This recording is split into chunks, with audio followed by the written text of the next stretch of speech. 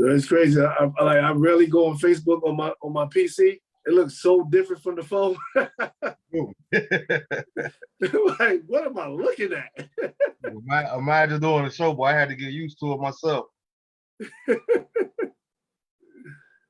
All right, so I'm saying that we should be good to go now. I just got to get it pulled up on Facebook. But in the meantime, good evening, everyone. Today is May the 24th, 2022. Most gracious and Heavenly Father, we thank you, God, for yet another opportunity to pray, oh God. We thank you, God, for allowing us to see another day, oh God.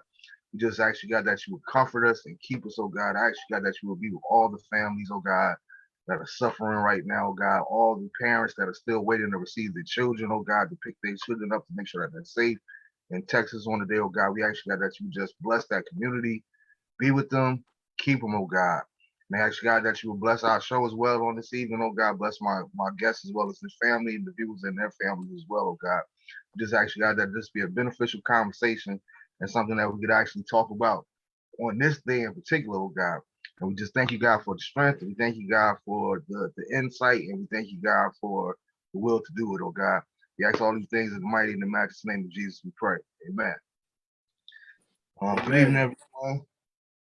Let me know as y'all chiming in. I'm still trying to find it on Facebook to make sure that we actually live. I got the alert saying that we're live on Facebook, but I don't see the threads yet to see where the comments coming in at. Let me go ahead and mute my phone too while I'm doing that.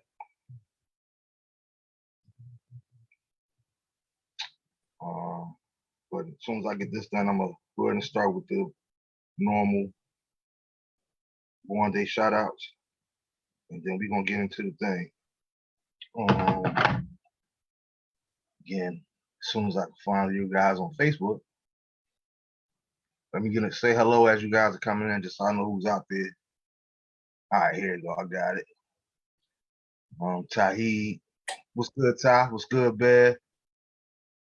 All right, so we're gonna get started with the Born Day shout outs. I want to say happy Born Day to Matthew Moore, Anthony Nichols, Safita, artist Mills, a former guest president of the National Cannabis Club Convention, Patty Dendy, Wendell Scott, Sherrod McCoy, my man, Fab Five, infamous Walt Dog, Walter Harris. Happy Born Day, bro.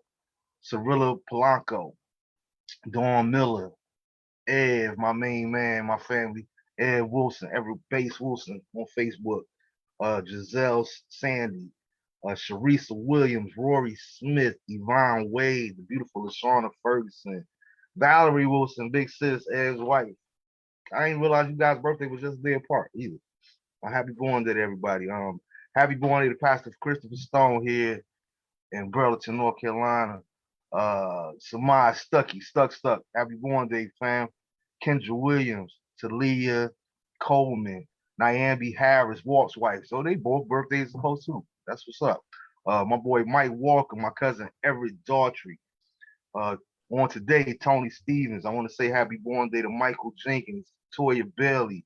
And then on yesterday, I want to say happy Born Day to 3 special people in my life who celebrated their born days yesterday. That one is my first grade. First is my first grade teacher, Miss Ruth Anderson. Happy Born Day. One of the best teachers that I ever had. I want to say happy Born Day to my baby girl niece, Malaya Carr. I want to say happy Born Day, last but certainly not least, to my firstborn, DeAndre Bennett. I'm turning 26. Happy Born Day, fam. Love you, son. Unconditionally and intentionally, as I say at the end of each show. I want to say congratulations to everybody that's celebrating their the anniversaries, everyone that's still continuing to celebrate graduations and promotions, all those good things in our lives that's happening. And again, we definitely want to give a heartfelt condolences to the victims of today's tragedy, you know, along with the people that lost the people that just lost their lives due to senseless violence all across the world. You know, I kind of talked about it in the pre-show announcement this morning. Started the day off on a good day. You know what I mean? Got up about I got off work about 2 or 3 o'clock this morning, and I'm just catching up on stuff. And I said, let me decide to check my Facebook memories out. And how ironic it would be that today's memory from 2 years ago was me putting a post out there asking everybody, should I even start a show? Like, you know, did you guys think it would be interesting? Should I do it? Should I not do it? Like, who am I to be doing a show? Things of that nature. And everybody was like it just really made me feel good to be able to go in there and read some of the comments 2 years later. And we actually like pretty much spoke this thing into existence because we, like I said, at the time, it wasn't a show where I was announcing that I was going to be doing a show. I was just asking if you guys thought that I was worthy enough to be able to, you know, do this type thing. And here we have it today where we're looking at what's good, Roxy? Always in my prayers, girl. Love you to death. You know, it's just like I never thought that it would be a reality, which brings me to another point before I actually get into the show. We're coming up on our 2-year anniversary real soon, and the Bible teaches us that you have not because you ask not. I'm being very transparent with everyone up front. Like, to continue the show, I'm going to have to resubscribe to the format that I'm using. And right now, I really can't afford to do that. So if anybody would be willing to donate, if this has been a blessing to you, if you benefit anything from the show, I ask that you please donate, contribute monetarily. I'm gonna put the Cash App in the comments as well. For anybody that do feel free to want to donate, but I'm asking for you guys' help so that we can keep this show going. I don't want to have to shut it down. But right now, I just really can't afford to renew the subscription on my own. So I'm asking for you guys' help. You know what I mean? Everybody that's out there part of the Marvin Bennett Jr. show and our whole community and village. So I'm asking you guys for your help. But like I said, as I was going through the comments, like it was just real encouraging. Everybody do it, man. You the man for it. You got the gift and things of that nature there. So it was just real. It just really brightened up my day on the day. Just reading those old comments from 2 years ago and to know that we've actually are doing this.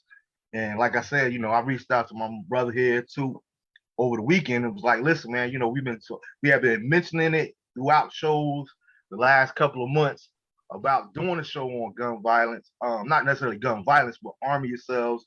How, you know, people take on guns. How do you feel about guns? Is it a good thing? Is it a bad thing? Is it a protection? All these different things. Like, you know, these are conversations. And then for this tragedy to happen on today, the day that we actually talking about doing it, it was just like, I'm gonna be honest with y'all. I'm not my normal upbeat self, humorous and all that. There's like, I really didn't feel like doing it. So I reached out to some of my prayer warriors, like, listen, pray for my strength because I don't really want to do the show tonight, but the show must go on. You know, I'm never going not do the show just because I'm in my feelings or I'm in emotional, you know what I mean? Especially considering the way that you guys tell me that the show impacts you guys and just give you a chance to meet one another, socialize with one another, and be a part of something. So I was like, you know, we can all be a part of this healing process together. So that being said, you know, again, man, it's just sad. I got the TV on here in the background, which I don't usually have the TV on, so I can't keep getting kind of distracted.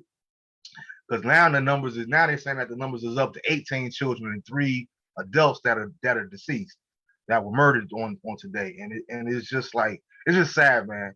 It's just sad. It's just sad. Every time you turn on the TV, every time you turn on the news, man, we all going through a lot, man. And if any other time that we really need to put all our differences aside, especially petty beefs, and come together for a greater cause, now is the time. Like, no time like the present, because none of us are promised tomorrow. None of us ever going to know what we're going to be facing.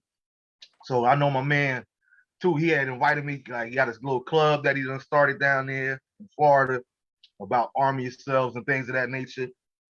And he invited me to the group and everything. And I know that this is something that he's been posting about from time to time. So I knew that he, you know, kind of know what he's talking about in the general area. So I kind of wanted to get him on here, and we're going to, you know, we're going to get into it. And as always, please put all your comments, any questions that you have for myself or two, or anything that you just want to express tonight on yourself. You know, I kind of want to do this almost like a freestyle type show, but we're going to be talking about arming yourselves and the benefits, or, you know, our feelings on it. But at the same time, like I said, with this tragedy that just happened on this today, I kind of want us to be able to just talk it out and you know, I just seen the live report where the superintendent of the schools in that area he already done said that, you know, that school, they shut down for the rest of the year. Nobody's coming back to class. There is no graduation. You know, they're going to figure all that out down the line because right now it's so fresh. You know, I was listening to one of the reporters saying, well, I was hoping we was going to have more details of why he did it. And this, like, come on, lady.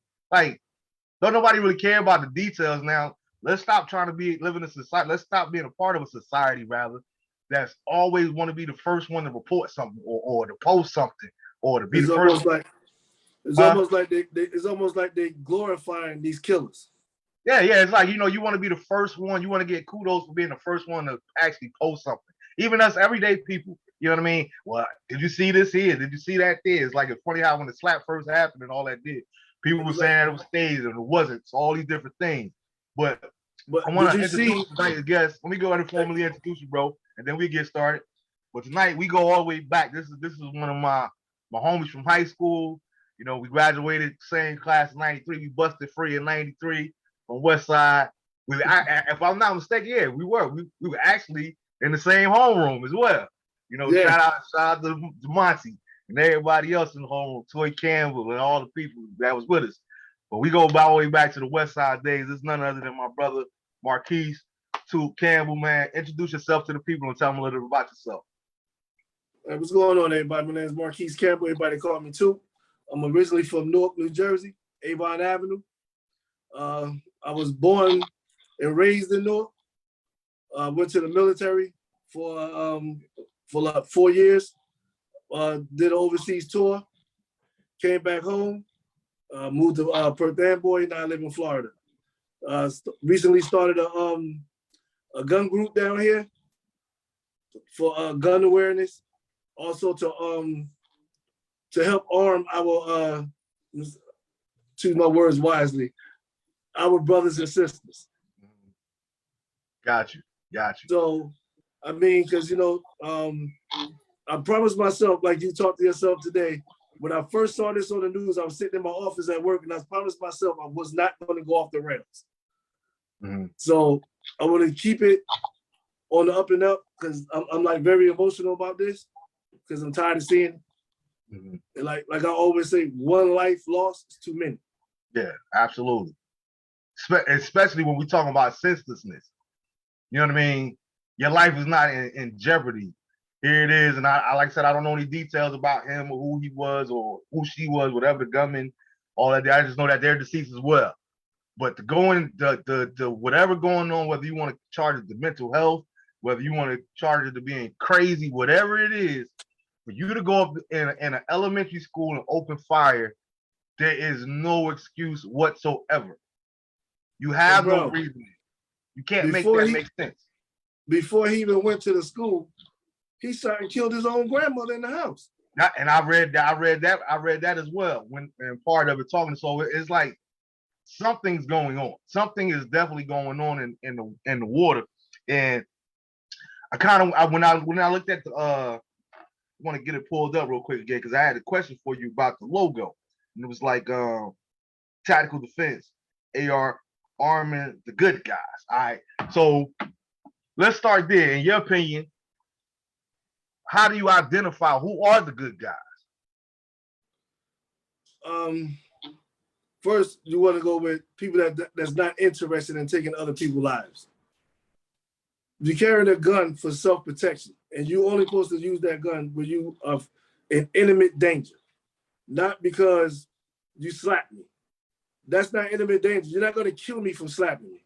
If you take my laptop out of my hand and walk away with it, that's not going to kill me. That's not a reason for me to pull my gun and shoot you. Yeah. You know what I'm saying? It's like to being in the right place at the right time is to be a person that's good at heart and a law-abiding citizen that lawfully owns a firearm.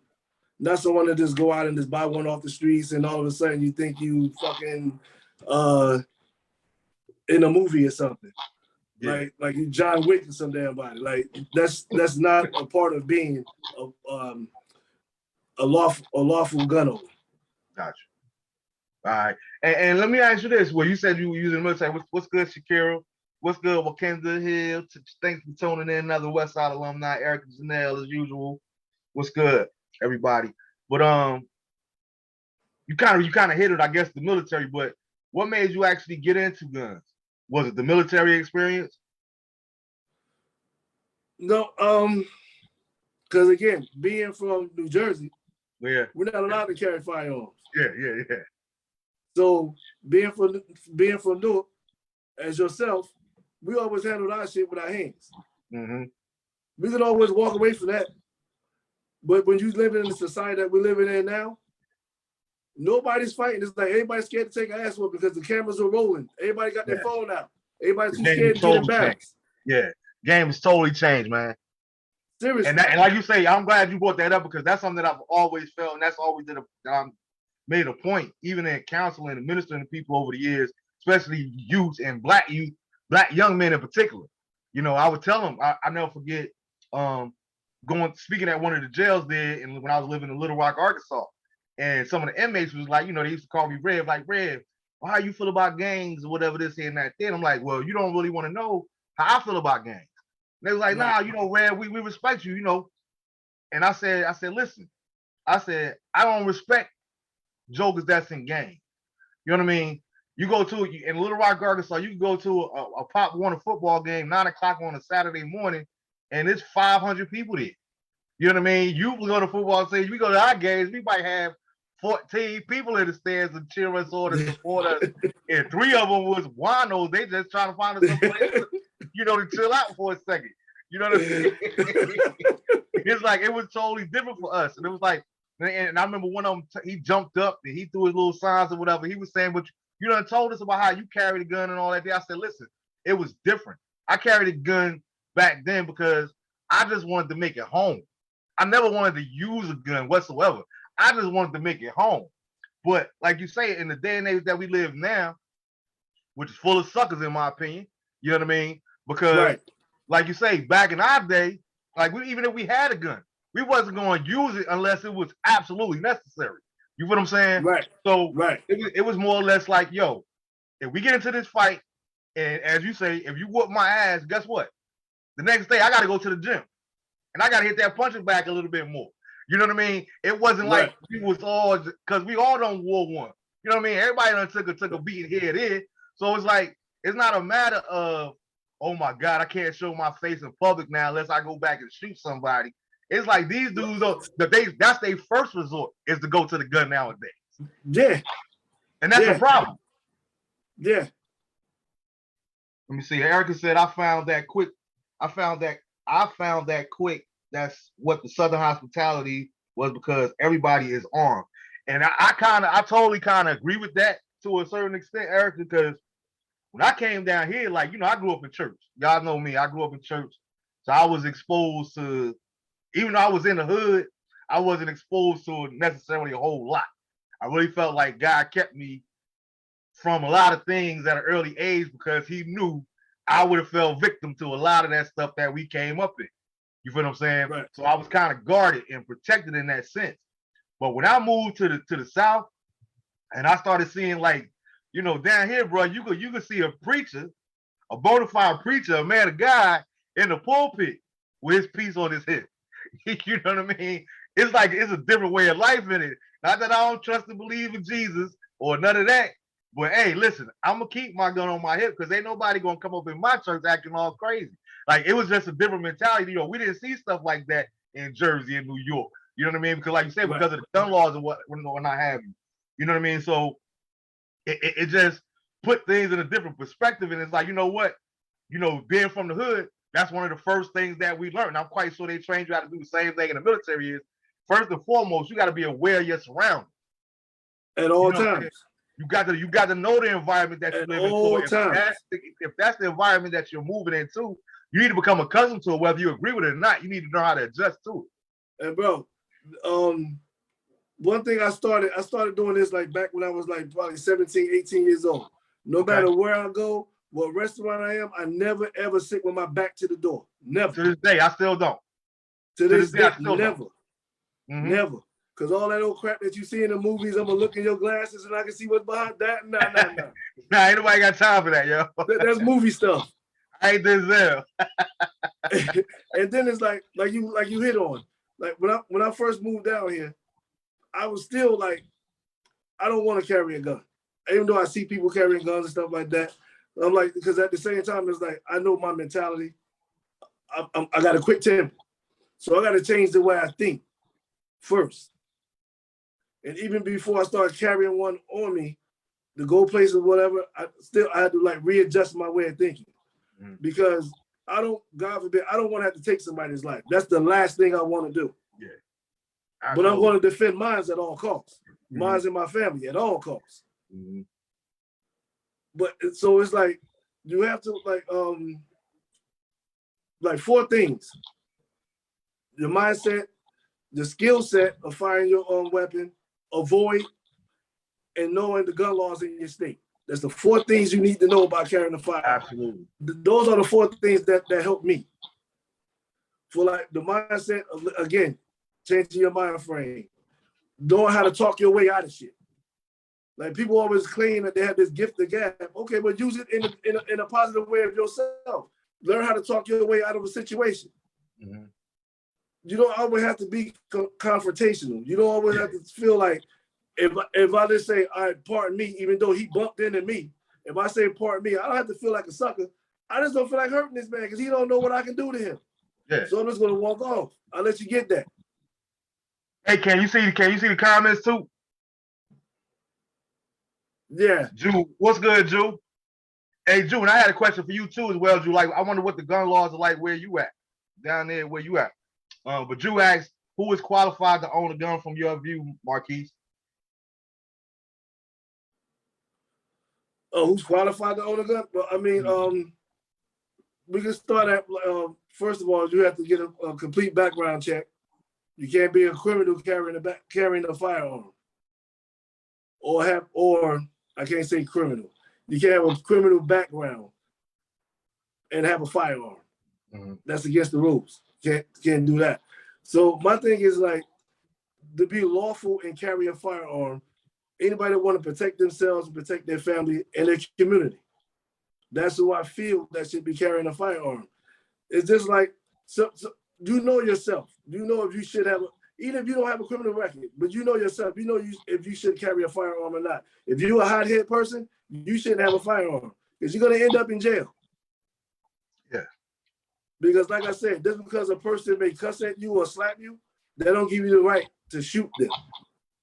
Like I said, they can actually take something from you. But you still can't, you don't have the right to shoot. Good point, Bev. All right, so Bev brought up something too, and I'm definitely gonna get into that because I'm gonna talk a little bit about my views on guns as well. But Bev said it will be either the Wild Wild West with everyone carrying a gun, or it will be the ultimate respect because everyone knows that everyone is carrying. She also said that mental illness can arise after you are qualified to carry. That's a good point. Toshiba, what's good, Toshiba? She said it's odd to me that we have so many rules around handguns, but so few rules around assault rifles. People can cause more harm with assault rifles. Good point. What did you guys say too? Those are both good points. But with a pistol, just say with a pistol like that I carry, right? Mine's carry 17 rounds in the magazine. Now, but I got about AR-15 can carry up to 30 rounds in the magazine, but it's still a semi-automatic weapon, just like my pistol. I have to pull the trigger each time for it to go off. Gotcha. So just because one is a rifle, one is a pistol, that don't make the one that's a rifle more deadly. The only thing I can do is shoot further. Yeah. But again, you have to have that training. Yeah. You can have all the guns you want. If you can't shoot, you're gonna be hitting like trees and all kinds of stuff. Absolutely. You ain't gonna never hit nothing. and you damn sure for sure better your eyes at hitting innocent bystanders. Right. And again with that, right, Bennett, you said that. And that's one of the things that you have to also like know what kind of rounds you're carrying in your firearm. Like full metal jacket rounds should not be carried only to like for target practice. Because they penetrate and they will hit a person and go right through that person and hit somebody else. Yeah. Now, when you talk about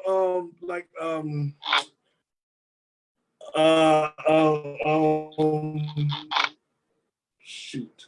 What I want to say. Another round that's I want to get the right name because I don't want to. Give me one second. Hollow point. That's what I'm trying to think of. Hollow point. So you carry hollow points because the hollow points is going to hit the threat and stop and dump all this energy inside the threat. It won't go through. Gotcha. It's going to cause maximum damage though. Yeah, Drew said this is a very thin line because you got police killing people, you got the racial killing you got the gang killing, and then you got those that just snap. Toshiba said I didn't even have to take a class to buy an assault rifle. Wow, that's amazing to me. Drew said it's Marv, it's very hard to get it's very hard to get that down here. It's very racial and you have to know people to get it the right way. What's good, Mo?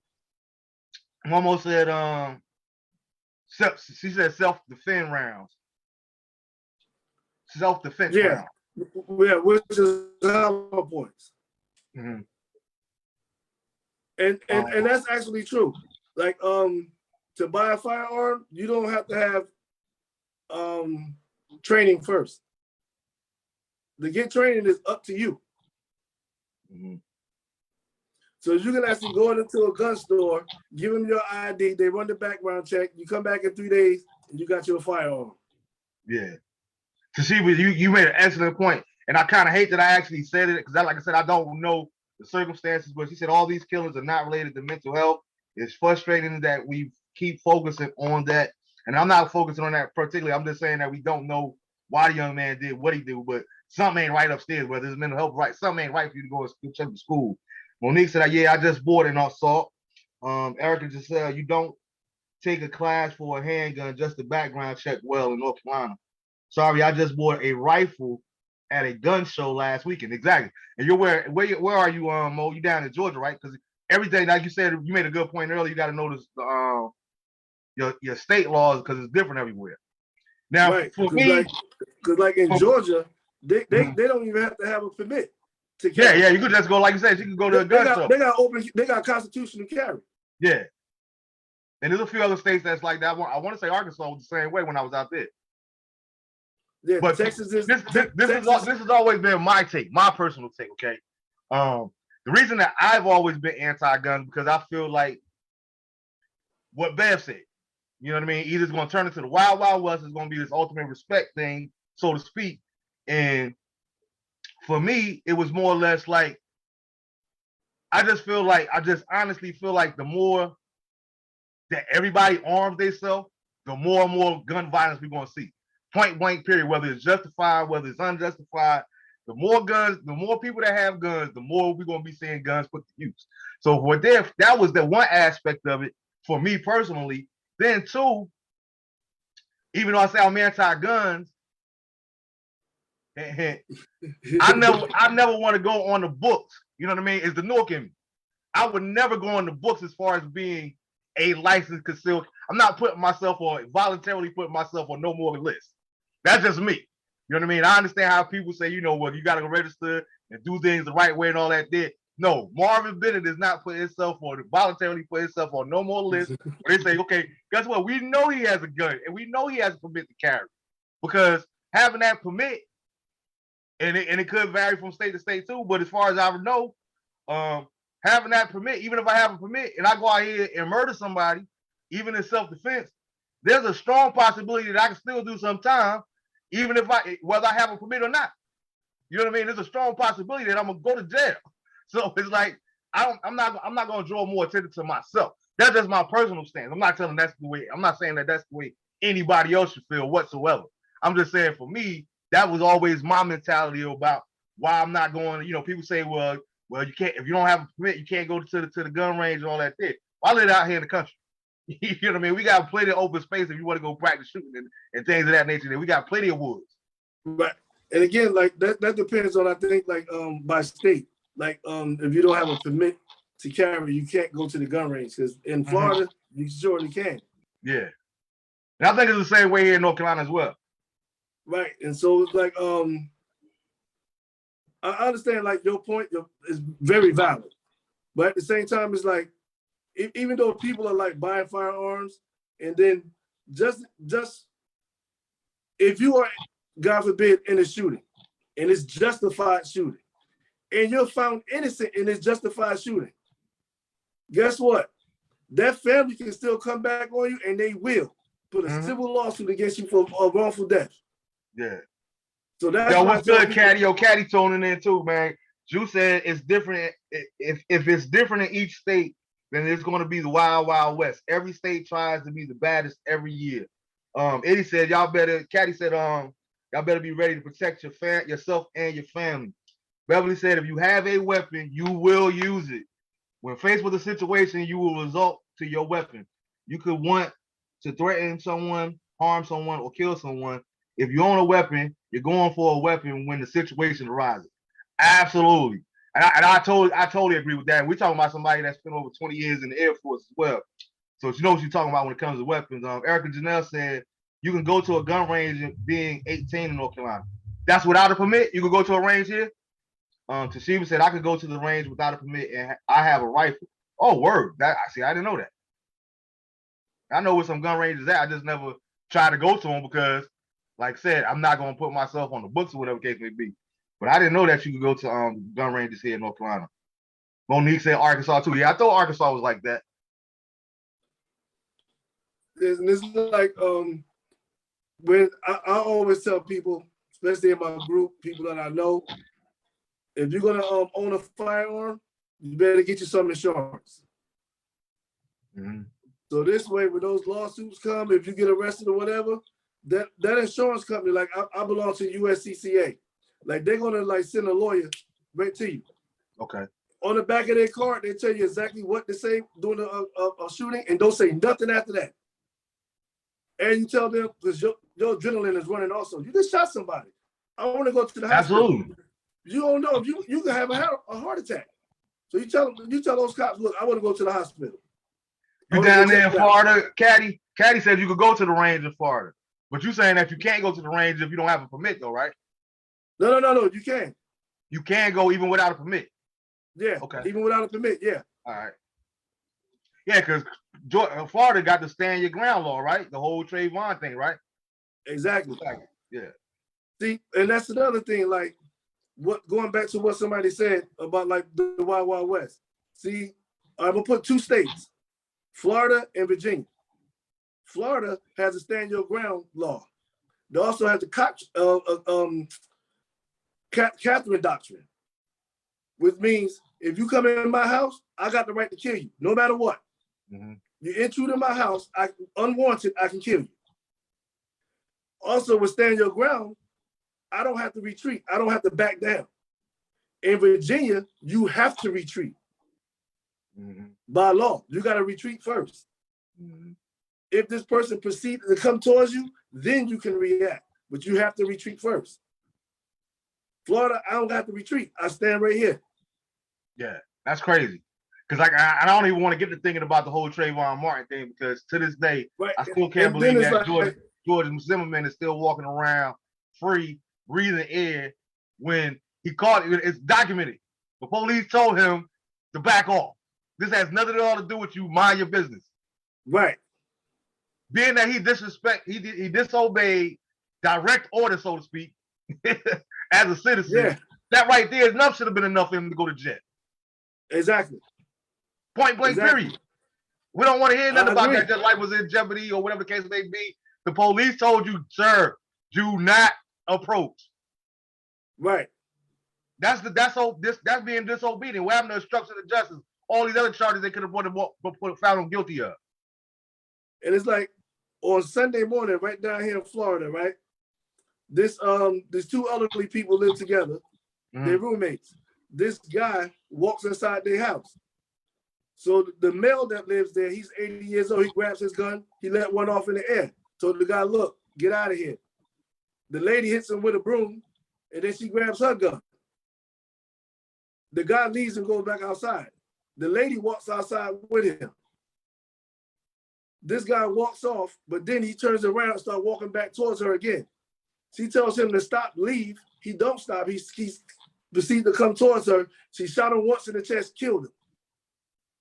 She on the news talking about like telling her ordeal or what happened and stuff like that. And then she started talking about she's a God-fearing person. She didn't want to take nobody's life. All that can be true. But at the same time, you better enjoy your 3 days, because guess what? When that dude went outside, you could have just slammed your door and wait till the police came. And that's what the prosecutor's going to go after her as. Yeah, that's a good point. That's a good point. Bev said you better drag that body inside yourself. I know that's exactly. Right. And it's crazy because exactly. I never forget knowing a dude that used to be a cop when I was living there in Arkansas. And like I said, I don't never reveal names, but he talked about how, and it has nothing at all to do with guns, but it's just I'm dealing with right now how it baffles me sometimes how everything is different from state to state, because we had a similar law like that. I forgot the name of the actual law in Arkansas, where pretty much if it happens, anything that happens on your property, you have the right to see however you feel how you're dealing with it. That's your right, as long as it's on your property.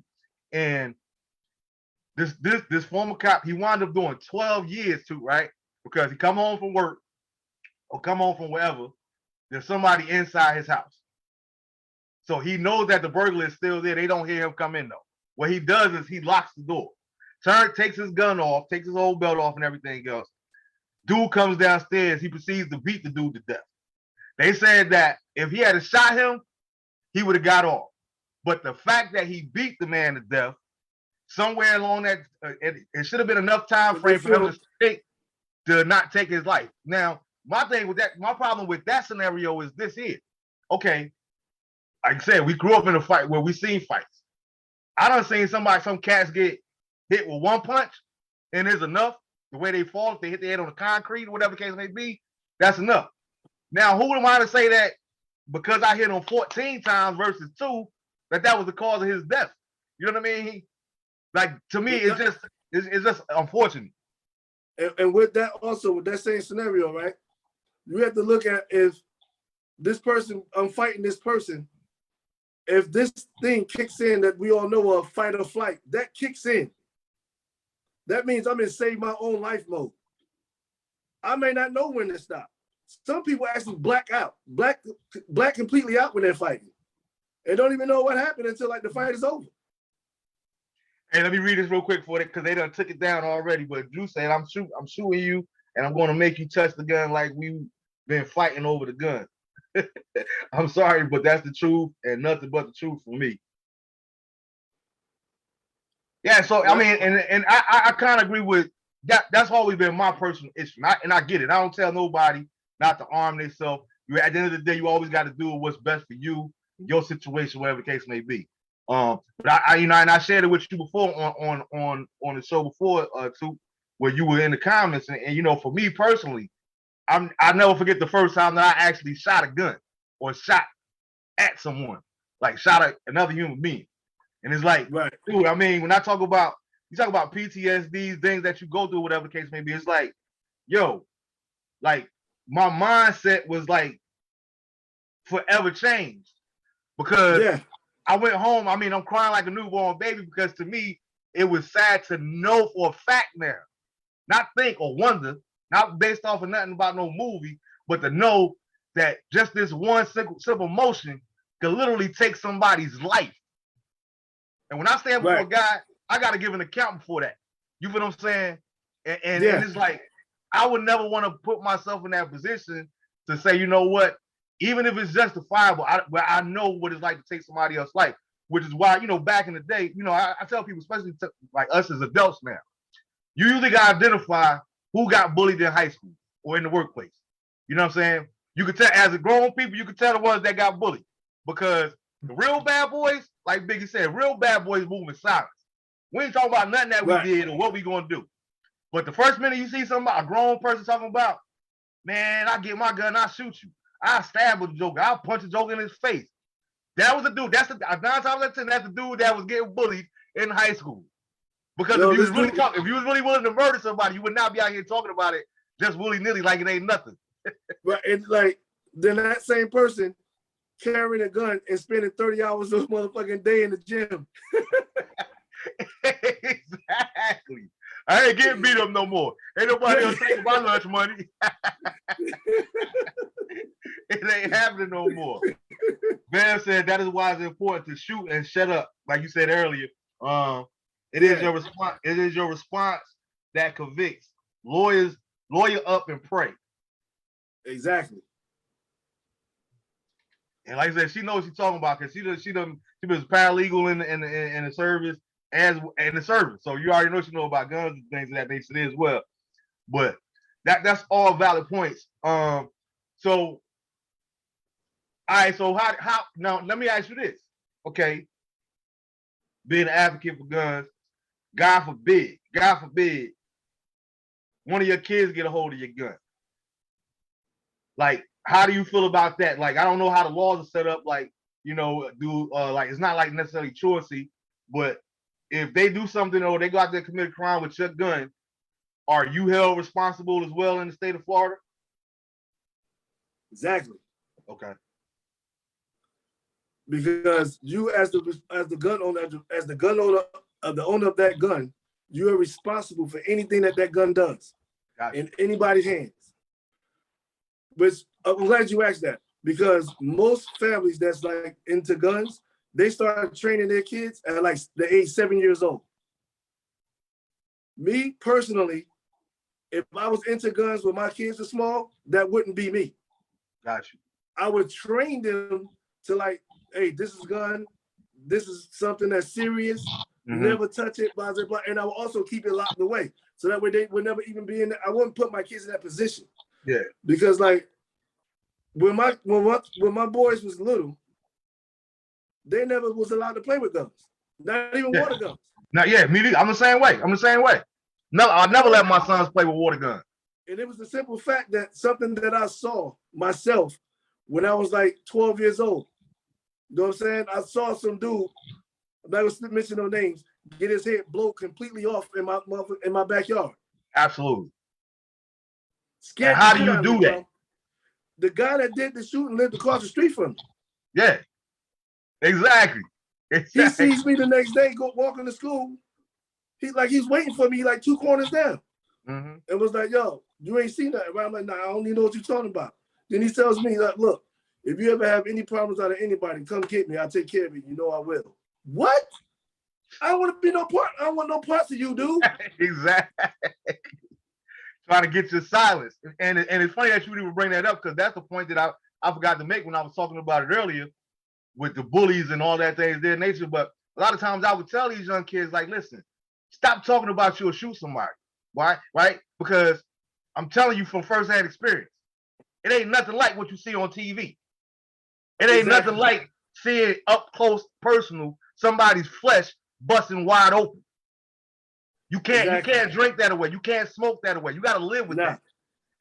Nah. You know what I mean? So just the fact that you say that so easily, either one, you go totally heartless and have no emotions whatsoever, or you just think you're a tough guy.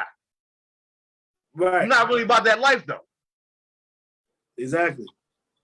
Drew said, I believe if you're protecting yourself and your family that's really in danger is okay. Using it just because you feel because of a feelings and you not in danger, I'm against. Lou said is also heavy duty safes for that. These kids nowadays are different. Absolutely, kid. We talked about that earlier, Lou. Like I done seen where I know one cat that got shot up by his own gang.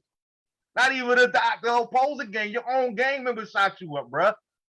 You see what I'm saying? So it's like, and then it's like, I understand what you're saying, but I've also seen it in the papers where I've read too many stories and seen too many news pieces where a 4-year-old gets a hold of their gun, their parents' gun or whatever the case may be, and accidentally kills themselves or things of that nature there.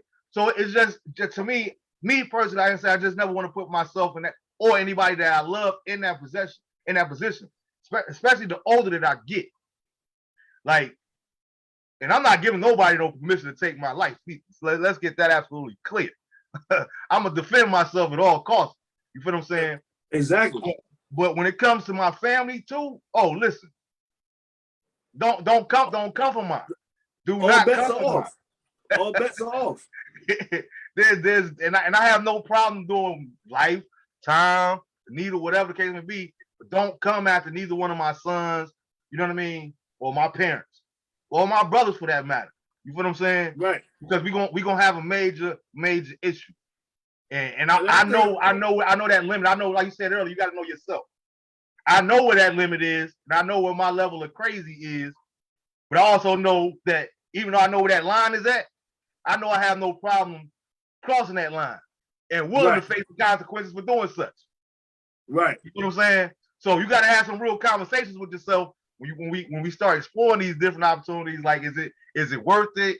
Is it, you know what I mean? Because it all sounds good, but it's just like I said, at the end of the day, I just really feel like the more people that arm themselves, especially talking stuff, it always. And I'm gonna tell you where it really turned for me. And I'm gonna keep it real with you. I'm gonna tell you where it really turned for me personally. Sophomore year there in Westside. Like, okay, it was an incident that happened our sophomore year. I don't know if you remember it, but it was crazy. Like, dude got killed in the back of the school. In the back of the school. Now the thing what happened was, I'm not gonna say no names. Yeah, exactly. We don't say no names, but okay, so if you remember, the backdrop of the story was the dude that shot someone, that shot the guy. He was into it with the guys that got shot brother, right? The guy that got shot brother was actually bullying him. Now, mind you, the guy that got shot, he was in jail and had just got released. He wound up getting shot and killed on the day, 7 years to the day that he killed a little girl, innocently, down on West Kenny. Shot through a building and it struck a little girl. So, people talk about karma. You reap what you sow, whatever you want. You could call it whatever you want to call it. Now, I know the person that I know the shooter, and I knew the shooter personally, was a friend of his wholeheartedly, right? And the thing that shook me was he was scared. He was scared. And that experience always taught me, like, that's what kind of started leaning me toward away from guns, because I say the most deadliest person, the scariest person in the whole wide world to me is somebody that's scared with a gun. You know what I mean? Because it's easy to talk about don't pull it out unless you're going to use and all that there. But if I'm scared and my hand is trembling and I fear you, it's a great high percentage chance that I'm going to shoot you. Right. As they say, if you back a squirrel up into a corner, that won't come out fighting. Yeah. It's crazy and it's sad. And it's like, here it is. This dude was in fear for his life, but wound up doing time behind it. All because he was scared. Yeah. And I still remember it vividly, being in the back of the school that day at Westside when it happened. Like, but it's something, like I say, that was over 30 years ago. You know what I mean? We all tell our age, but that was over 30 years ago. Like, and it still stays with you. I haven't even thought about that until right now. It stays with you, bro. Yeah, I haven't even thought about it until boy falling, right now. dropping. I can still see his hands shaking with the gun in it. That's what made me know that he was scared to use it. I don't even know where he got the gun from. You know what I'm saying? Because he wasn't that type of kid. He wasn't about no street life. He wasn't about none of that. He wasn't. Whatsoever. And it was just so unfortunate, man. Beverly said a few days ago, 6-year-old brought a loaded gun to school in Newark. It's crazy. The president just addressed the nation. 18 children were murdered in Texas. We have to do something different. My heart aches. I'm still not over Buffalo, and now there's another massacre to grapple with. Absolutely. And I'm almost embarrassed to say it because somebody else was telling me about it too. Somebody shared an interesting post with me earlier that I was like, yeah, it's crazy because, what the post said was, we talk more about or the slap by Will Smith was on the news longer than how many people died in Buffalo. And I can honestly say I was totally naive to that situation because I just knew that I just seen the post that saying that's another shooting in Buffalo, but I never took time out to read to see if anybody died, any of that, because I'm sick and tired of it. I'm sick and tired of it. So I didn't watch any pieces of Buffalo. I didn't even know that people had lost their lives in that incident until today. But it's like, what has to take place for this to change? Because is everybody getting a gun really the answer to stopping all of this?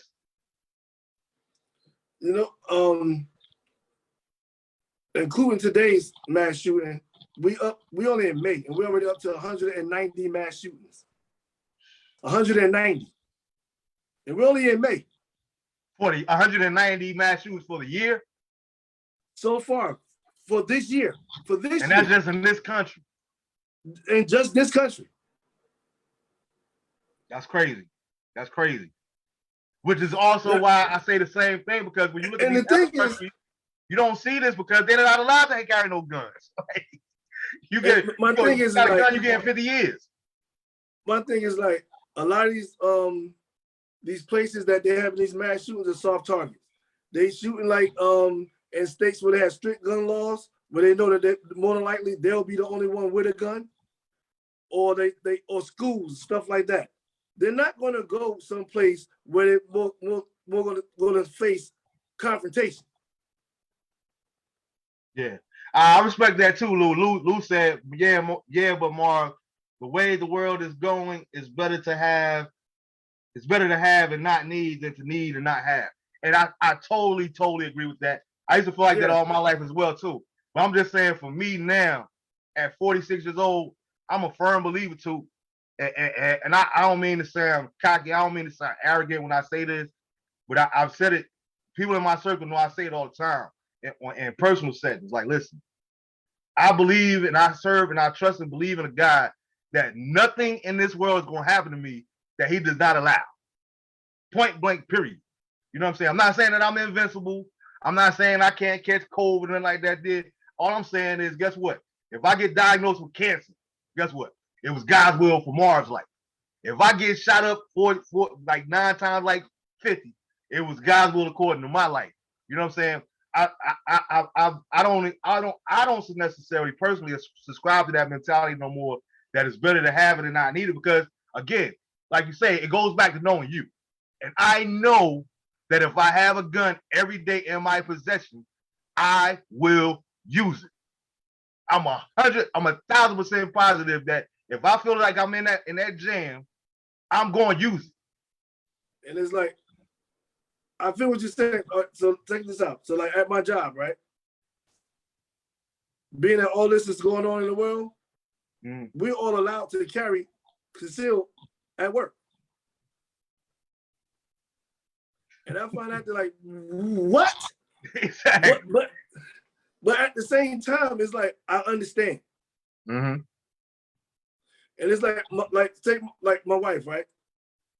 Like when we first moved down here, I took my wife, my daughter, one of my son-in-laws, we all just got together and went to the range. My son-in-law was born and raised down here. His whole family's into guns except for him. Mm-hmm. So, and like my wife, she don't like guns. And she had a bad experience when she was young. She was a little girl. She picked up a gun when she was a little girl, not knowing it was real, and the gun went off. She almost killed somebody. So, so that completely destroyed her with guns. Yeah. So since we've been living there, I always told I would never force you to shoot a gun. I'm not going to force you to go to the range. Mm-hmm. If you want to go, when I'm going, let me know you'll go. After this Buffalo shooting, she's like, you know what? I want to go. I want to be trained up, and I want to buy my own firearm, something I'm comfortable with, but I want training. Mm-hmm. And that's the key right there. People are getting, like you said, people are fearing their lives. Like, I don't go to no crowded places. I don't go to malls. Like, I haven't been to a mall since 2018. I don't go to no place where there's crowds. No place. Don't put yourself in that position if it can be avoided. You know what I mean? What's good, exactly. Drake? Andre J. Like just tuned in, as well as Tone. Let me read his comment too for this page. He said, these people that have no common sense see the police killings black and not get in trouble. They think they feel they will get away with it also and not be charged to max of these laws, which is a totally good and valid point. And it's crazy because you just what's the kid up in wherever that happened, the Rittenhouse or whatever. Yeah, Kyle Rittenhouse. Yeah, get up there crying over gun. You wasn't crying when you was pulling that trigger, bro. You wasn't crying when you was killing those people. Did you see the video? The police was giving him water. They was giving him water around the police car. Yeah.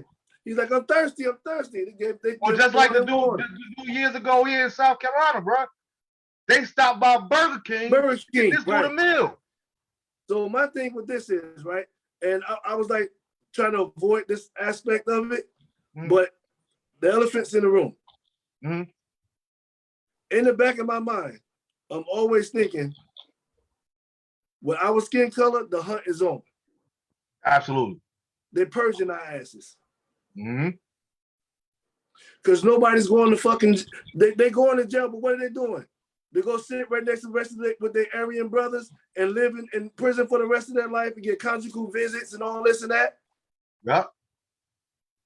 That's And if they do any time. And let the news glorify them.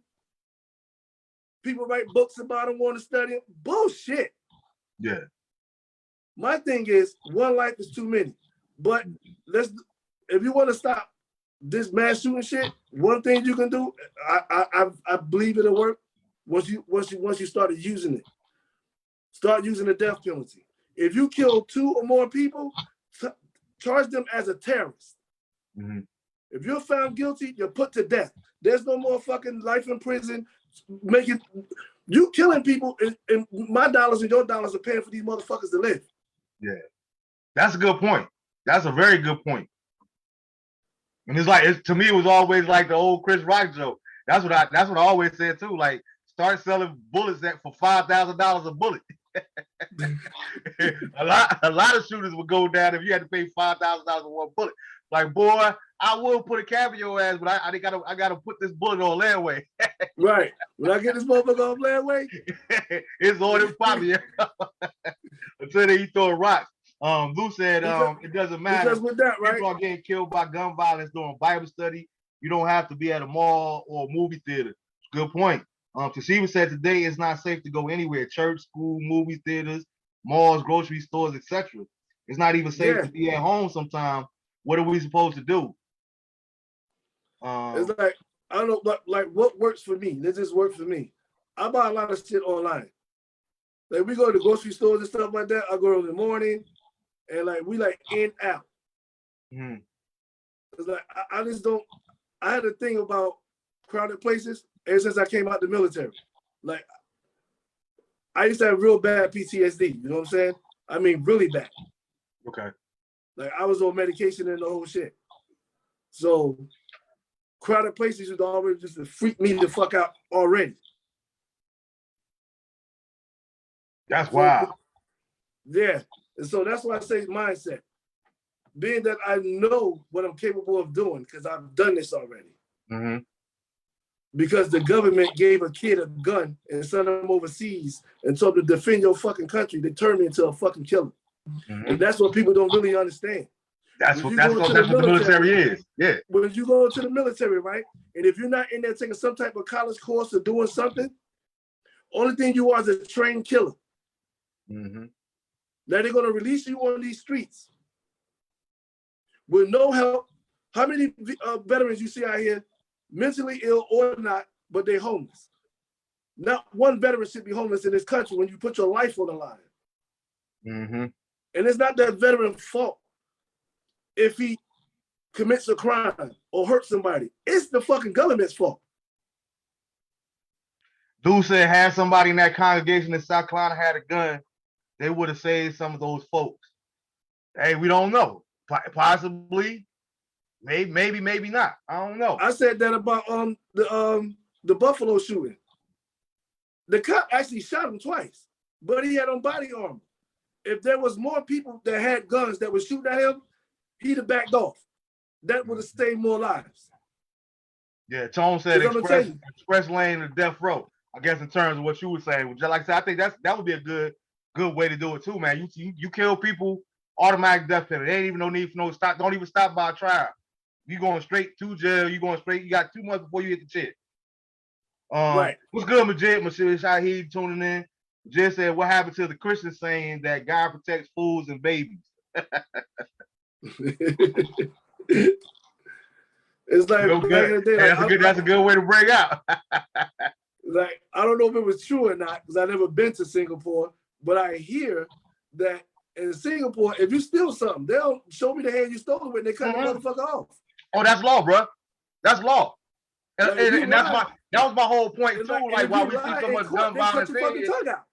Yeah, and see, that was my point to earlier when I mentioned it. I didn't really go into it, but That's one of the differences. The main differences about America, because when you see a lot of these, when you go to a lot of these different countries, bro, even the police don't have guns. Right, exactly. That's why they don't have any gun violence, because there are no guns. You know what I Right. mean? Like you say, if you steal some with your right hand, guess what? We're gonna cut off your right hand downtown in the middle of the square so everybody can see it and know that we're not playing. We ain't playing. You feel me? For real. And it's like they want to get stricter gun laws. Okay. Is people still getting high? What happened to the war on drugs? People still getting high, right? What happened to the war on crack? Crack still on the streets. People still getting high for crack. Yeah. You can make all the laws you want. Bad people going to do bad things. And me and Ken, we talked about this on previous shows before too. To me, it's not about necessarily coming up with new laws or fixing the laws that's already. How about we just uphold the laws that are already in place? How about we start there? Everyone, you know what I mean? Across the board. And then let's keep it real that the majority of these laws are racially biased. Yeah. I talked about this on the previous show before as well. Like it to me, when people say when you overreach, especially white people, say I don't really see that. Okay, if I have 8 ounces of cocaine, I might get 5 to 10 years. If I have 1 ounce of crack, I might be looking at 20 years. Now tell me, how is that more offensive having crack than it is cocaine when I need cocaine to make crack? Right. Make that make sense to me. And if a Caucasian got the same amount you got, y'all go to court the same fucking day. That motherfucker get house arrest. Yeah, he on probation. He chilling.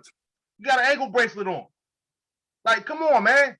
So let's stop pretending that these things aren't racially biased and that we don't see them. Or let's stop choosing to turn a blind eye to it and hold these people that, like you say, we just had all these different elections. Let's hold these people that we put in the office to uphold and stand us, not fatten their pockets and not line their pockets, but protect the people that put them in these positions. Right.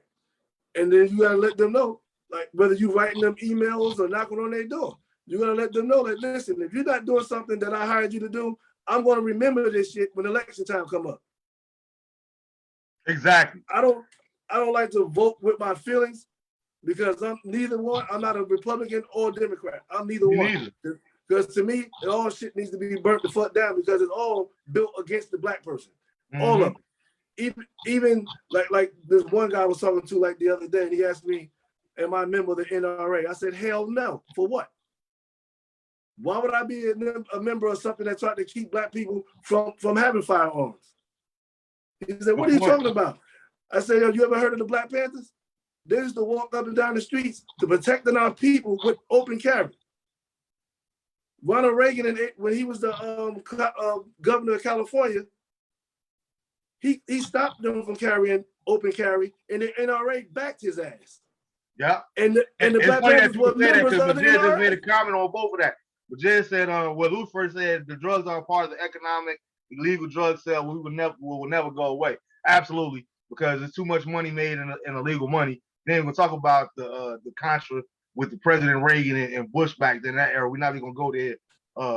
But Jay said that the NRA and white people need to be armed to protect themselves because they feared that the black man will pay them back for how they treated us for over 400 years. Beverly said, unfortunately and sadly, this will not be the last conversation regarding school shooting, mass shootings against African Americans and guns and violence as a whole.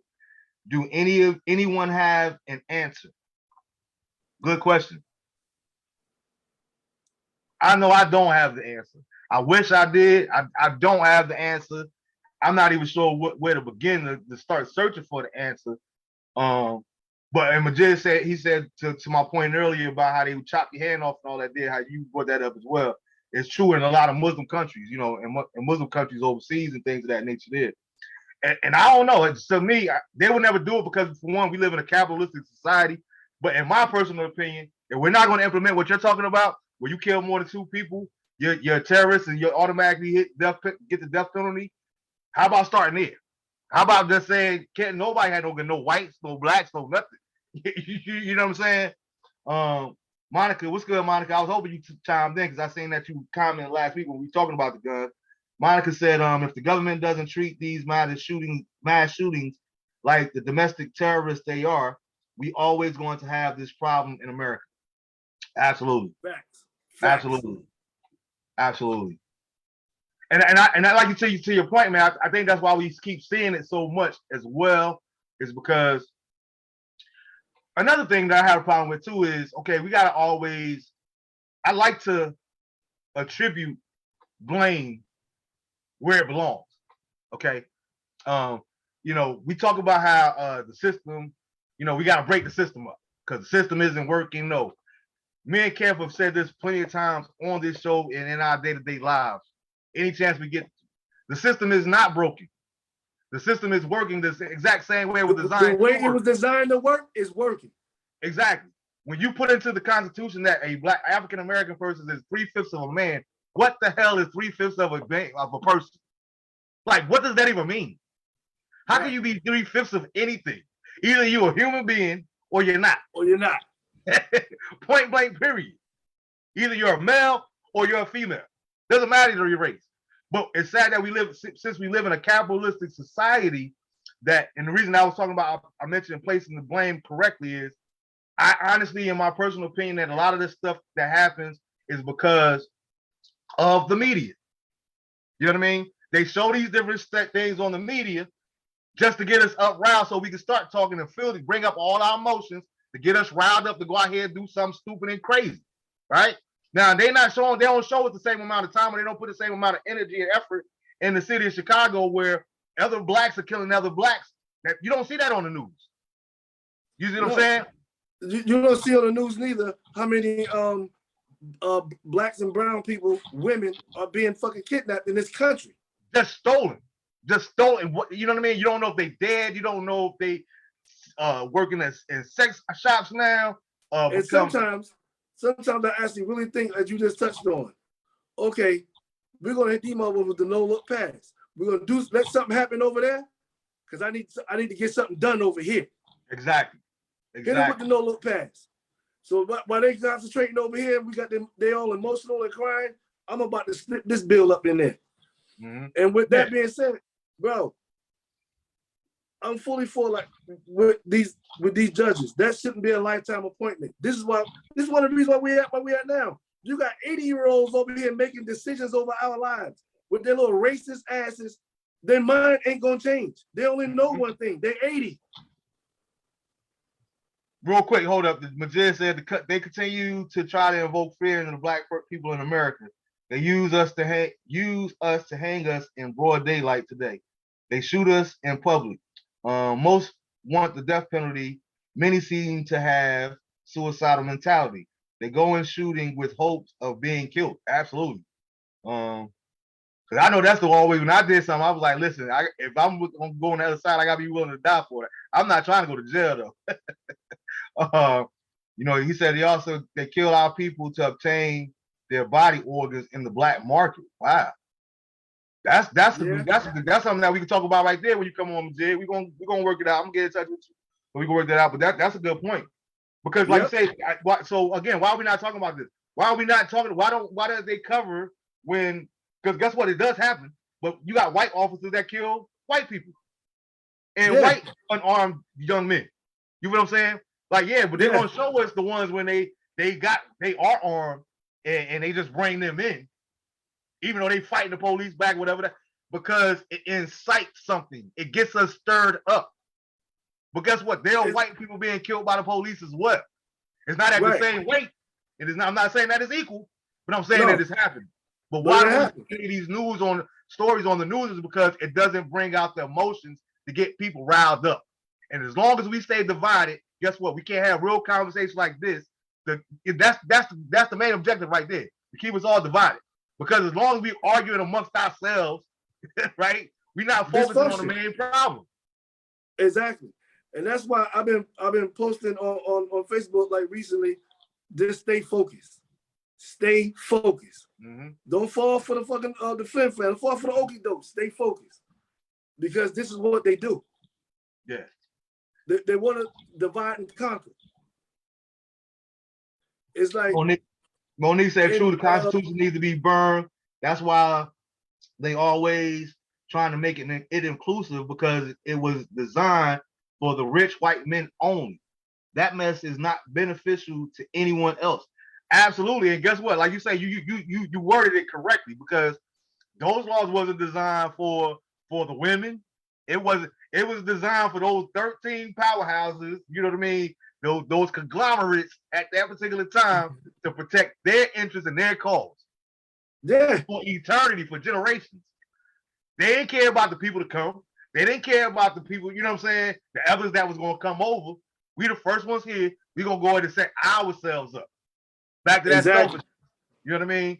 And that's exactly what they did, and that's exactly what they're doing. They continue to do it, and it's crazy. 400 years later, they still doing this. Still doing it.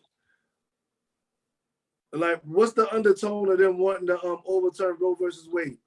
Why they want people to have these unborn children that they don't want, children that's if I'm not with abortions. Mm-hmm. I never aborted a child, whatever. But at the same time, it's like the woman should have a right to whatever happens to her body. My thing is, I don't want to get into that aspect of it, but why does the government care so much? Because, and then guess what? They don't give a damn about a woman having the right to choose. It's because white people are falling off the face of the earth at a highly rapid rate. You know what I mean? Especially with all this interracial children nowadays. I tell people all the time that, you know, when I have personal conversations, I would really like to know the percentage of mixed children now in America, because it's definitely higher than it was in 1990. You know what I'm saying? Exactly. And they have to find a way to try to get back their purity, so to speak. You know what I mean? Where we're not integrated, because they're about to be wiped off. They will no longer be the majority. They will be the minority eventually.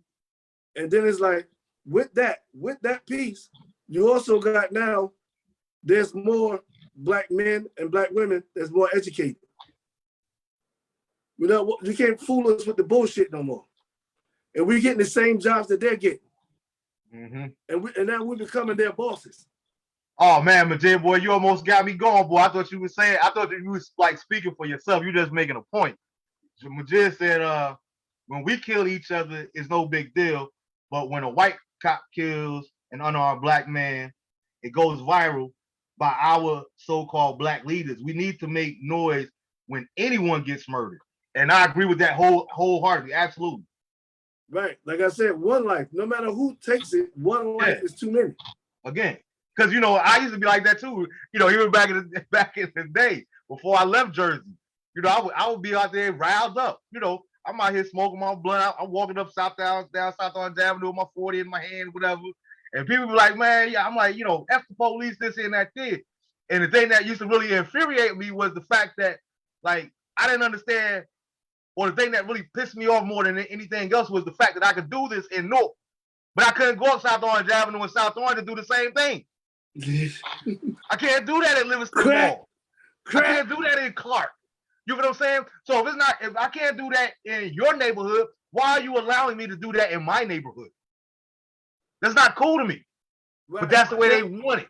How many times did we see jokers on the corner and the police car sitting right there posted up watching drug bills go down? Right. Like, bro, that's a problem. Just a few weeks ago, this dude down here in Florida was a volunteer sheriff. This dude selling drugs at the sheriff car, 62 years old. He's selling drugs. You can't make it make sense, man. You cannot make it make sense. It's crazy, man. He's 62 years old. Exactly. Which is why, and that's another show in itself, Majid. You made a good point, and it's absolutely 100% true. He also said that absolutely white people are losing their whiteness. That's the key to your overturning Roe versus Wade. That's a small form to that question. But he also said that's because they don't care about our community, which is why I feel like we have to take more pride and have to start caring about our community. You know what I mean? I talk about that all the time. You know, back in the day, whether it was a woman in her hijab or whatever coming down the street, or you seen an old mother from the church or whatever the case may be, specifically there north. You know what I mean? Because we had a great big population of Muslims as well, of Islam as well. It's like, yo, man, you see her right there. You see the sister. Put that cigarette down. Put that bottle down. Exactly. You know what I mean? Like, and this coming from OGs. These coming from, you know what I mean? These coming from hitters, enforcers. They ain't got no problem murdering people. But it was a level of respect. Exactly. And we have to get that back within our communities because, again, like you said, if they're not going to help us police our communities, when are we going to step up to the place and stop being afraid of these young folk, you know what I'm saying, and take back our streets? Right. Because what you said there, right?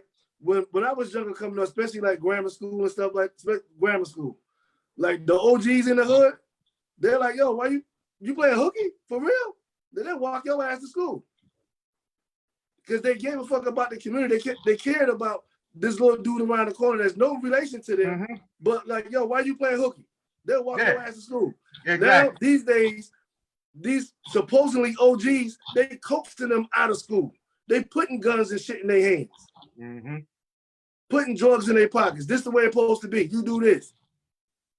That's because the game, that's because the game, we're gonna talk about the game. That's a big problem too. Like, you know, people like, you know, the rules of the game changed. No, they didn't.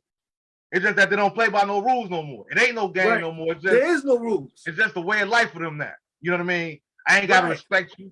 You know what? And matter of fact, what I'm gonna do is I'm gonna let you build your empire, and I'm gonna come over here and shoot you so I can take over you.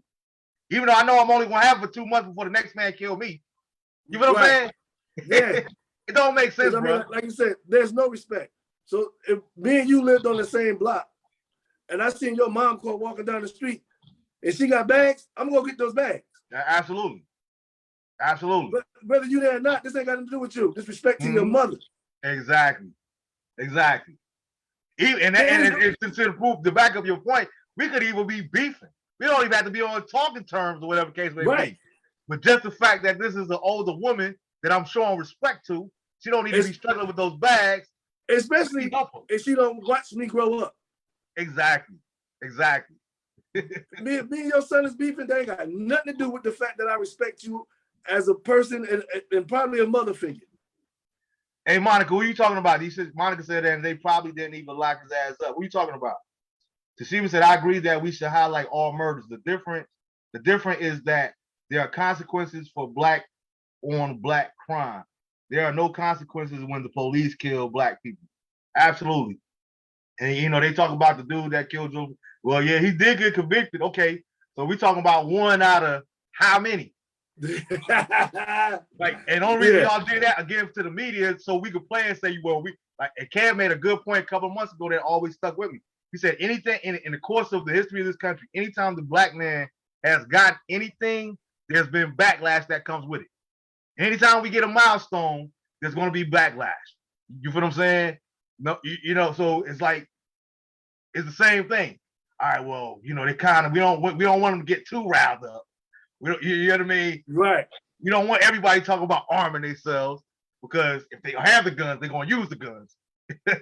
Not to mention, I work for a warehouse. I don't like to do free promotion for these different companies, whatever. But I work for do you know what one of the number one gifts that people got over the Christmas break was? Because I'm seeing everything that gets shipped back and forth. What's that? Throughout the country, bullets. I had more bullets between October, November, December than I ever had in my whole entire life. Sound barge was a close number 2. But it was bullets galore. Everybody's shipping bullets all across the country, bro. Yeah. And I would have never thought that. I would have never in a million years thought that. And it's like, as a people, man, we just got to do better, man. We got to do better. We got to find ways to do better, man.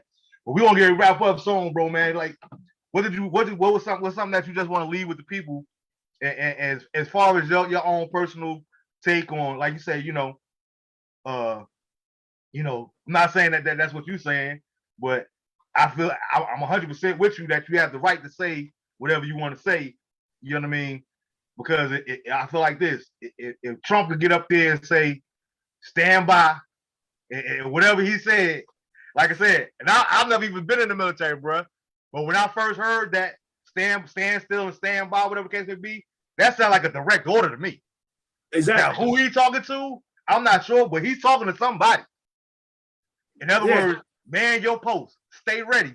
Because when I give that bat signal in the air, I'm expecting to see action. Then you got January 6th. Then you got January 6th. So what's your take on black? Like, what do we do, especially as fathers? And, you know, a lot of people talking now about this whole, you know, protecting our queens and our sisters and our babies and all that thing. Like, what's something that you just want to speak to the black man, as well as the sisters out here that's single and trying to defend themselves? Like, what would you say to them as we get ready to wrap up?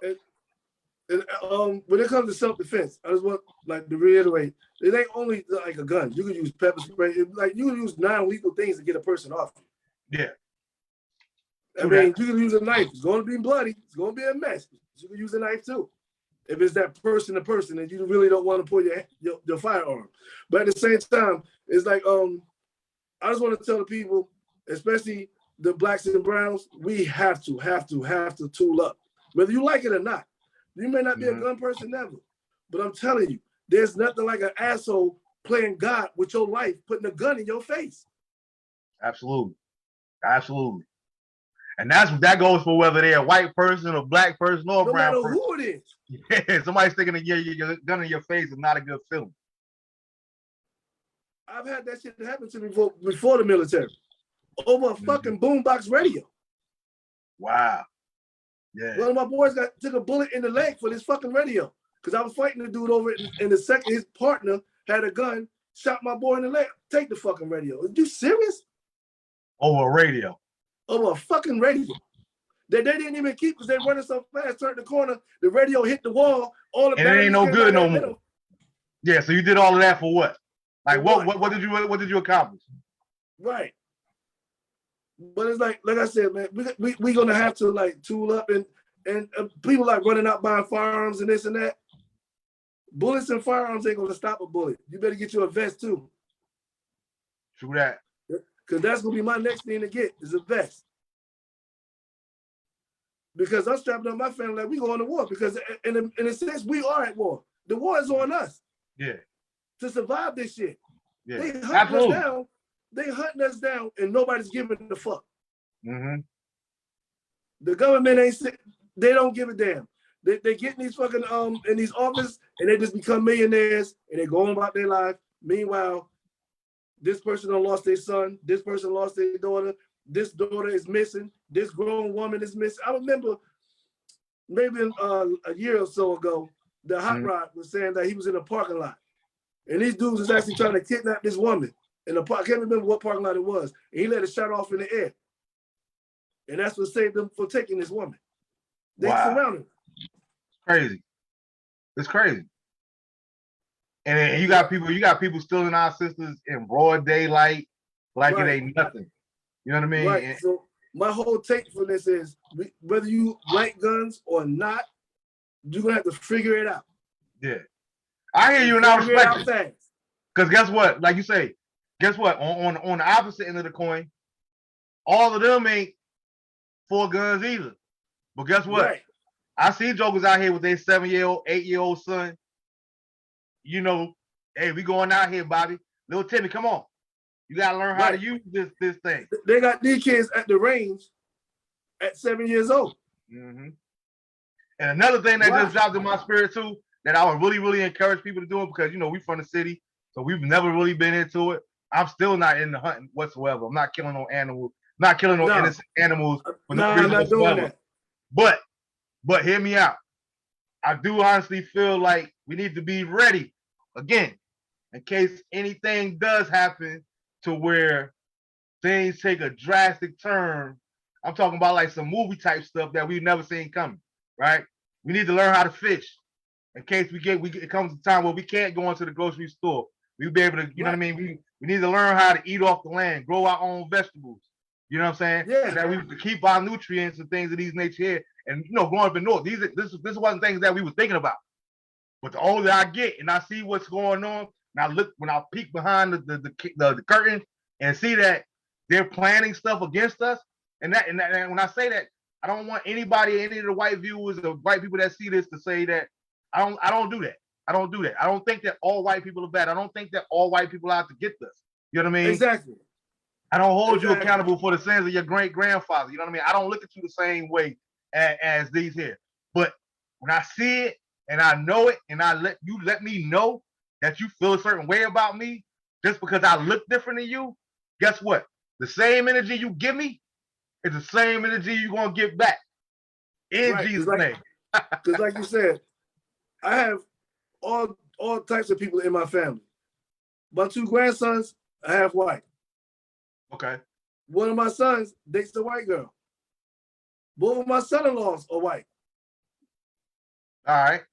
But at the same time, it's like you said, I'm not blaming all white people for what they do, mass shootings or whatever. I'm not blaming all white people for fucking slavery. Exactly. Because everybody ain't part of them. Even during that time, it was a few of them that got killed too, because they was trying to help slaves escape. Because they were trying to help us. They were trying to do the right thing because it was the right thing to do, and they lost their life. How dare you go against us? Right. How dare you? So it's like it's the same thing as like when you're in your neighborhood and I may have a problem with this person, but I'm cool with his brother. It's the same fucking mentality. Yeah. But see, you said it right. You saying that right there to bring me to another point, and I promise we're gonna wrap up. But that's half of the problem too now, because that's our rules. You feel me?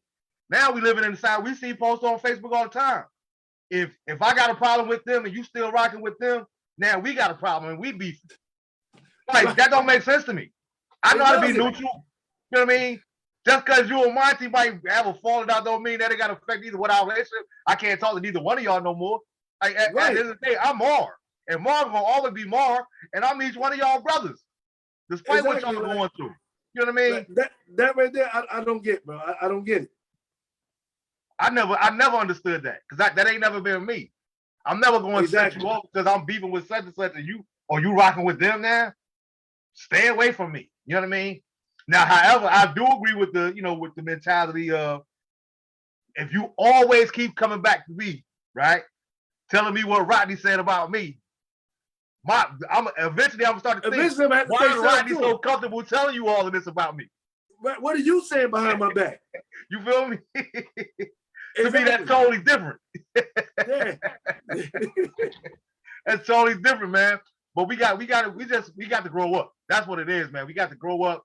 We got to be held accountable. We got to be responsible adults now. You know what I mean? We can all still have good times. We all laugh, have fun. I'm all about fun. I'm all about laughter. But we have to be responsible, man. We got to be held accountable. You know what I'm saying? For our actions. We got to hold each other accountable. Yeah. And not get on into your feelings about it. Mm-hmm. Like if I see you acting out of character like Marv, hey, I'm gonna put you to the side. That ain't you, man. That ain't you, man. Acting like that, bro. Don't get all defensive and be like, yo, mind your motherfucking business, man. Yeah. Hey.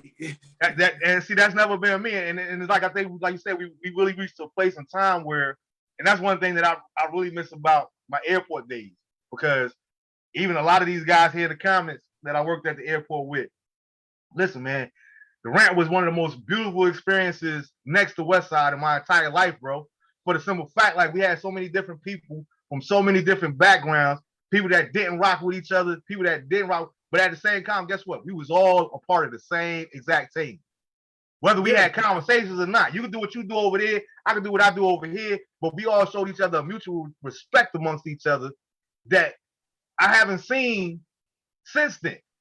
You know what I mean? And I'm not the type of dude that go to work to make friends and all that. I go to work to get a check. All right, let's be clear. I ain't there to make no friends. We ain't got to get along.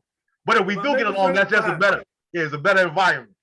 You know, half my brothers here, we done took trips together, all that kind of good stuff. You know what I mean? And it's like what you just said is absolutely valid, because it's like being in the military, you meet people from all over the fucking world. Mm-hmm. And you got one common goal. Staying alive. That's it. And like I met this one dude.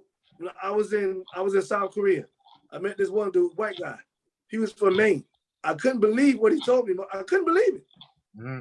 He told me until he went in the military, he never seen a black person in person. I said, "What do you mean? We everywhere." He from Maine, bro. That's why. He was like, "Not where I'm from." We ain't up in Maine, bro. it shocked me. I'm like, yo, what? Yeah. I was like, I'm about to say, you racist mother. Yeah. And that's another thing, a part of like holding each other accountable. You know, Well, I started learning that though. too. Like, just because you don't know any black people or that wasn't your experience growing up, that doesn't necessarily make you a racist. You feel what I'm saying? Because he was a real cool dude. Don't know. And that's the thing that I realized. I think that was a handicap for us growing up in North. Because I tell people all the time, and they don't believe me, but I'm like, yo, the only white people that I seen growing up in North were teachers. Right. You know what I mean? We had maybe 3 to 4 white students the whole 4 years we was there. Right. You know what I mean? So that wasn't my experience until I moved to North Carolina. And I'm like, wow, it was like 50-50. And it was like, even though it was high school, it was like the scene from High Learning. You got some black kids over here, you got some Asians over here, you got the golf kids over here with the big bell bottoms on all. You got the kids with the piercings and all that, or hanging out together. And then it's also like the way the dynamic was in my household. Like my grandma raised me. Okay. So my grandma was born in 1923. Okay. All through the racism shit. So her thing was in Jersey or in the South? In Jersey. My grandma that raised me in Jersey. Okay. No, I'm saying, where did she grow up though? She grew up in Jersey? Oh, she grew up in the South. Okay, yeah. Because that is a difference. That's a key factor. Yeah, she from Savannah, Georgia. Okay. Well, her main thing was, you better don't nobody bring no white person in my house and put their feet under my table. If you do, you're out too. Yeah. That's because of everything that she had seen and been through. Everything that she been through in her life. Yeah. So it was like, I understood that, but at the same time, it's like, when I got older, I had to release my mind of that way of thinking. Mm-hmm. Like you said, in the military, brother, it ain't no color when we in the trenches. We all green. It's just like when we was in high school. We all fucking green. We all West Side. We all Rough Riders. It don't make no fucking difference what block you from, where you from. Exactly. Hell, I ain't even belong in West Side. My ass supposed to be in Shabazz. Or up the hill or down the hill, for that matter. Exactly. I'm all out of bounds. I ain't even supposed to be in West Side. Well, we took you in, bro. We adopted you, man. You're a rider for life, bro. Word up. Here go. I know it's coming sooner or later, but black people serving white Jesus. I ain't even about to get it. I ain't even about to address that. We'll address that when you come on the show, whatever the case may be. Again, I always tell you though, Jesus could be whatever color he was, and you whatever color you see him to be. If you believe he was white, you believe he was white. I don't believe he was neither one. He was born over there in the Middle East. So he looked more Arab than black or white, in my personal opinion, whatever it was, case may be. But however you choose to believe is how you choose to believe. And I always tell people all the time, I think that's a big problem in society. I was having a conversation with a young lady the other day, and I think that's really where so many of us get off track, especially when we live in this era now of political correctness, and now we live in a society where everybody feels like their opinion matters. And if I think differently than you do, you're crazy and you're just off the wall. And I'm like, no, we got to learn sometimes to agree to disagree. But what you choose to believe that's your right to believe whatever. If you choose to believe that there is no God, I think it's asinine of myself to say that you stupid for not believing in a higher power or a higher God. That's what you choose to believe. Convince you. It ain't my job to convince you. Exactly. We all gonna have to give it a get. We gonna find out when it's all over. Exactly. I'm gonna err on the side of caution, though. I tell you that. I'm gonna believe. To be safe than sorry. You do what you want, but I'm gonna be over here. Yeah. Well, man, I definitely appreciate you, bro, for taking out the time to do this, man. We definitely gonna have you back on, man, so we could get more depth about some conversations and stuff like that. They still reporting on this thing, man. It's just crazy, man. So I would encourage everybody out there that's watching this, your nieces, your nephews, your sons, your daughters, your aunts, your uncles, man, give somebody in your family, somebody that you love dearly, a great big hug. You know what I mean? Because nobody's promised tomorrow, man. You know, and condolences again. I know it's been a while, but you still, you know, condolences to you, Majid, for losing both your parents, man. I mean, your dad. I think your mom passed too, but I know you mentioned about how your dad passed. And it's like, you know, nobody's promised tomorrow, man. Toshiba, one of the viewers, she lost her mom several years ago. Beverly lost her mom, you know, my cousin. And it's like, I think it's very, very important for us to love on one another while we can, man. You know what I mean? Right. Stop all the bickering and well, how you gonna eat this here? And don't get me wrong. I'm up in an uproar too with the whole Juneteenth Walmart ice cream. I'm not even gonna go that direction right now because all this capitalistic society and all that there, they don't care nothing about June. My first thing when I first seen it was, I think it was what was the flavors? They did a raspberry swirl with cheesecake, something. I'm like, first of all, it was attributed to black people. We ain't even trying those flavors of ice cream. So make sense first. But we know that it's just a money ploy. You know what I'm saying? It's just another way to make money off of this thing called Juneteenth. Okay. I'm not falling for the smoke and mirrors. You know what I mean? Don't get me started with the holidays, bro. That's why I don't celebrate no holidays. Valentine's Day, none of that shit. My wife, I love her every single day. It don't take me one day to show her how much I love her. I don't celebrate no holidays. All that crap is just for them to make money. Mm-hmm. I agree, Majid. Like I said, we gonna be, man. Look, I ain't going back and forth with you all night. We gonna get into that when you are here. But you said, we need to be educated on believing in anything, brother. Knowledge plus faith is the formula to faith.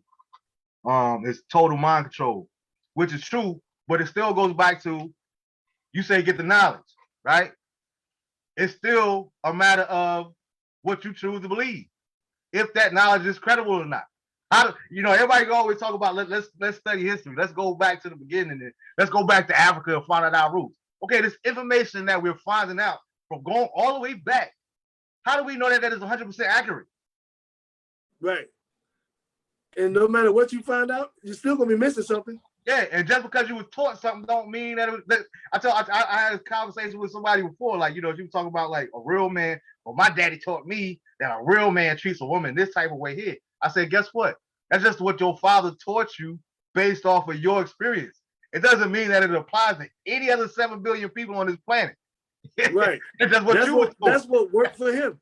Yeah, that's what a real man is to him and to you. Don't make me not a real man because I don't live by those same standards. That's what was a real man to him, and he taught that to you. Mm-hmm. So that's why it became your belief. Exactly. But you can't force your beliefs on me. Exactly. Based off of the knowledge of what you were taught. You feel me? Because what you call a real man, I might think that you are absolutely fucking out of your damn mind. Yeah, he's a sucker. He's a fool. They ain't doing all that. New fool. You may be out of your damn mind. Or I might be out of mine. I don't know.